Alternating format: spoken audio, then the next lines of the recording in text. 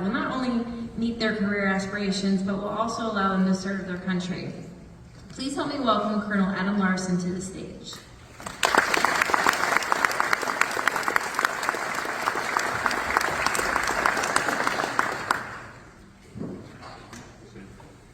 How's everybody doing? We doing all right tonight? Can you hear me okay?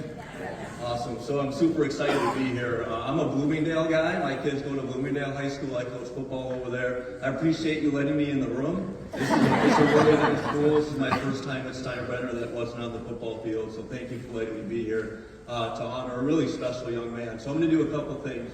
I'm going to talk to you a little bit about the Air Force Academy. And then I'm going to talk to you about an incredible young man named Lucas Quintana who got selected to the Academy. So every year, if you don't know, the Academy is one of three. The Coast Guard is an academy, but they don't really count. So there's there's going to be a little bit of levity here, all right? We have rivalries. So you got West Point, Annapolis, and the Air Force Academy. And obviously it's a highly selective process to get selected to one of those institutions. It's basically an Ivy League caliber education, but the cool part is they actually pay you to go there instead of you having to pay to go to an Ivy League. And then the special part, which she references, you are choosing to join a profession. You know what your life is going to be like and what your job is going to be upon graduation. So that's really special what Lucas has chosen to do. On any given year, a little over 10,000 people apply to each of the academies, and we only bring in 1,100 to about 1,250, so the acceptance rate is right around 12% every year. It's really tough to get into. Plus, you've got the physical aspect, academics, leadership, and obviously community service. And then you have to interview with congressmen or congresswomen and get an appointment, and Lucas was able to do that. One factoid of the Academy, it's out in Colorado Springs at 7,258 feet of altitude, which is way, way, way higher than the U.S. Naval Academy and West Point.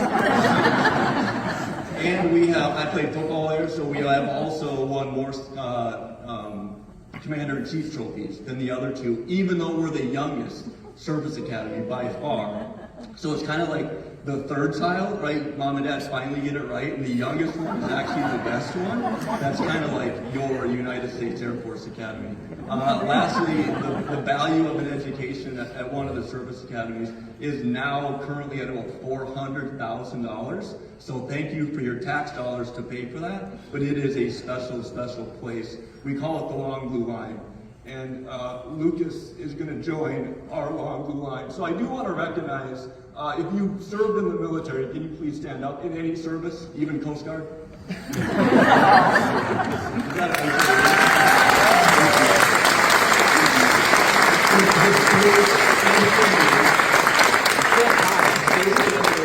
And thank you to the families, by the way, like your wife or somebody's here, because they serve as well. So Lucas, I want you to quickly just look at I think it's this gentleman standing, and like, dude, those are your new teammates, right? Those are your lifelong teammates when you serve in the military. So thank you very much. I appreciate it.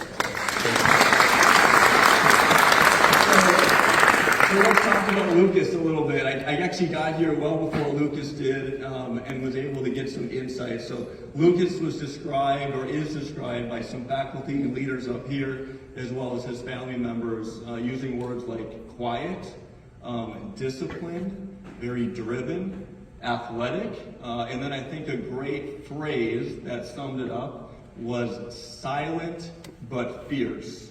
And I literally only know Lucas from about 5:45 on, but I do think that's a really special way to describe him. And his mom even said he's a very low-key young man, but he's a servant leader. For those of you that know what servant leadership is, that is a great trait to have and how to carry yourself as a leader. So he has over a 6.0 GPA weighted. I think he got 1B, so I think I was told like a 3.8 or so, 1B unweighted.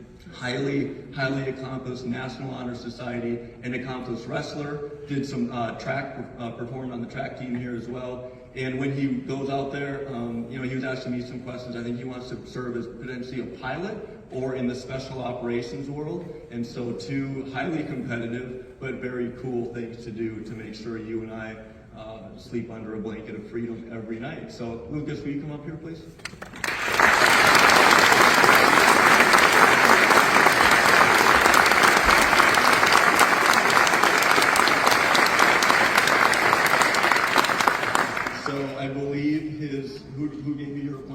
Which congressman?